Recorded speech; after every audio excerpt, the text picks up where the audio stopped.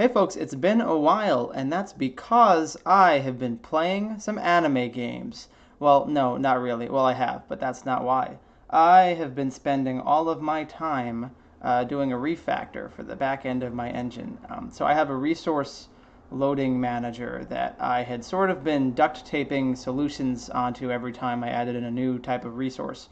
But no longer. I tore it apart, and it's about 80% back to where it was before in terms of capabilities, but things are already working a lot more cleanly for me. And I also have a lot of nifty new categories in my resource view. So now I've formalized how I handle all of my assets that I'm loading in. So we got images, textures, materials, meshes. You can read the whole list, but it's a lot much more cleanly organized now. I think that's proper English. So we have every different type of resource that I can load in, all listed nice and cleanly in this widget here. And I've also been working on finally fleshing out some of the front end because I was really getting tired of typing in text for every type of object or modification I wanted to make to my settings. It was just getting really, really clunky and cumbersome for me.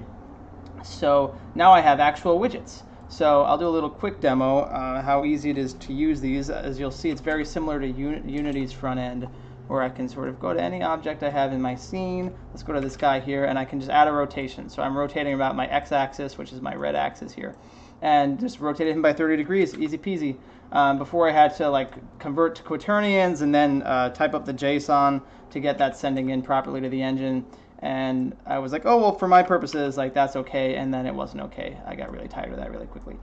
So now I can really quickly just push them around, and it's nice and speedy. There's no real delay or any lag, and I can do this while the game is running as it normally is. So that's been pretty neat. I've been having a lot of fun messing around with these settings, and I plan on fleshing out at least 1 or 2 widgets every week. So hopefully by the end of the month or so, I'll have the front end for the engine actually fully operational, at least for all of the features that I have in it right now. Anyway, that's the shenanigans I've been getting into. As you can see, I still have a bunch of features to add back into my scene here for testing purposes. I'm sort of having to slowly unwind and build everything up from scratch since I did such a major overhaul of the system.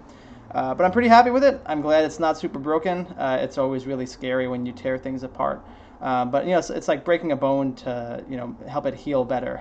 Sometimes you have to cause yourself some pain now to save yourself a lot more headache down the line. Anyway, that's all I've got going on, and hope you guys enjoyed the video. Feel free to ask any questions or say any mean or nice things you want in the comments. All right, till next time, folks.